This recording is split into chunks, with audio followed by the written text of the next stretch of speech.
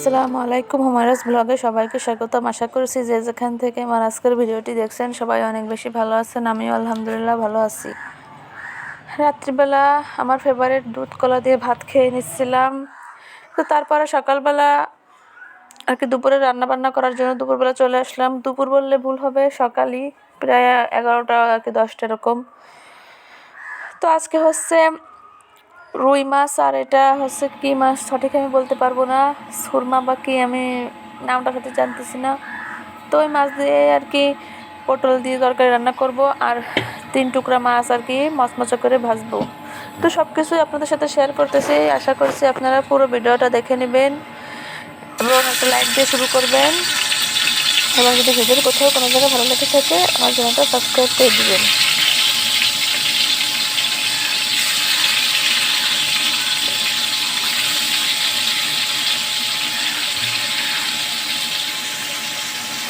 তো আমি এক এক করে সবগুলো মাছ দিয়ে দিলাম ভাজা হতে। আর এই পাশে দেখতে পাচ্ছেন পেঁয়াজ, মরিচ, রসুন সব কিছু কেটে নিয়েছি, আর এই যে তরকারিটাও কেটে নিয়েছি। আমরা কিন্তু আর কি 2জন মানুষ, তরকারি খাওয়া হচ্ছে না, এই জন্য অল্প করে কাটছি। তো এই পাশে এই গাছটাও একটু দেখিয়ে দিলাম আপনাদের। তো এই পাশে যে এখানে প্রচুর পরিমাণ রোদ উঠছিল, তো রোদের ভিতরে আসলেই খুব ভালো লাগতেছিল। শীতের সময় এই জিনিসটা খুবই ভালো লাগে, যে আর কি রোদের ভিতরে গেলেই অনেক একটা শান্তি লাগে। তো আমাদের এই ব্যালকনিতে কিন্তু বসে বসে অনেক সুন্দর রোদ আর কি উপভোগ করা যায়। তো এরপরে দেখতে পারতেছেন আমি ঘর বাড়িও সব কিছু গুছিয়ে নিচ্ছি। এই যে এই পাশে ঘর দৌড় আর কি পরিষ্কার করে নিচ্ছি, ঝাড়ু দিয়ে নিচ্ছি।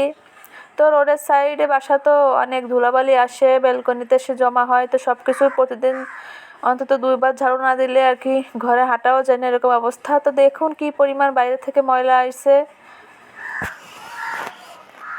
তো আমি এভাবেই সবগুলো কাজ করে নিচ্ছি রান্না করার ফাঁকে ফাঁকে। এপাশে দেখতে পারতেছেন কার কার বেবির এরকম করে জানাবেন। আমার বাবু ঝাড়ু দেওয়ার সময় শুধু আমার সামনেই থাকবে, তাকে এতই বলবো যে তুমি এখান থেকে সরে যাও সরে যাও, তবুও সে কোনো কথা শুনবে না, ওই ময়লার সামনেই তার থাকতে হবে। তা মনে হয় সব বাবুরাই মনে হয় এরকম করে, শুধু আমার বাবুই না। তো এই যে এই পাশে দেখতে পাচ্ছেন আমার আর কি মাছটা আর কি ভাজা হয়ে গেছে, আপনাদেরকে দেখাচ্ছি। আগে আমি তরকারিটা দেখাই। এই পাশে যে মশলাটা আমি সুন্দর করে কষিয়ে যেভাবে রান্না করি আর কি, এই যে আর কি এই মাছটুকু দিয়েই আর কি আমি তরকারিটা রান্না করব। এই পাশে যে দেখতে পারতেছেন সেই মাছ ভাজি। তো এটা দিয়ে কিন্তু দুপুরবেলা খাবো। ওই তরকারিটা আমার খেতেই মন চাইবে না, কেন জানি না, এইগুলো কিছুই খাইতে মন চাচ্ছে না। তো ভাজা পোড়া এগুলোই তো বেশি ভালো লাগে আর কি। তো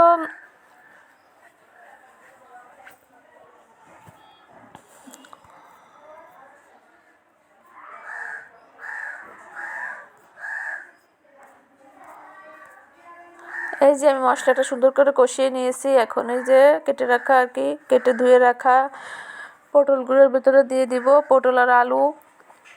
তো আলুটা আর কি আমার বেবির জন্যই দেওয়া হয়, কারণ ও আর কি ওকে খাওয়ানোর সময় আলুটা একটু বেশি দরকার হয়, প্রয়োজন হয়।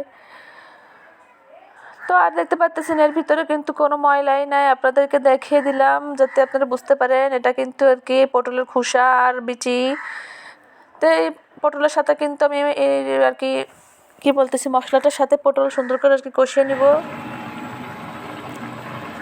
এই যে ঢাকনা উঠিয়ে দেখুন কেমন হয়েছে। তো এখন আর কি তরকারিটা টেনে যাবে। তো এই পাশে আমি দেখিয়ে দিচ্ছি আমার রুমটায় যে সুন্দর করে গোছালো হয়ে গেছে। এই যে আমার ছেলেটা দেখেন কি করতেছে, ঘর মোছা নিয়ে এসেছে। তো এই যে আমার তরকারিটার ফাইনাল লুক কেমন হয়েছে জানাবেন। শেষে কিন্তু ধনিয়া পাতা দিয়ে আর কি আমি তরকারিটা নামিয়ে নিছি। তারপরে বাবুকে যে খাওয়াচ্ছিলাম, তো খাওয়াতে খাওয়াতে আপনাদের কাছ থেকে আমি বিদায় নিয়ে যাচ্ছি। সবাই ভালো থাকবেন, সুস্থ থাকবেন, শরীরের যত্ন নেবেন এবং আমার পাশে থাকবেন। আল্লাহ হাফেজ। আসসালামু আলাইকুম ওয়া রাহমাতুল্লাহি ওয়া বারাকাতুহু।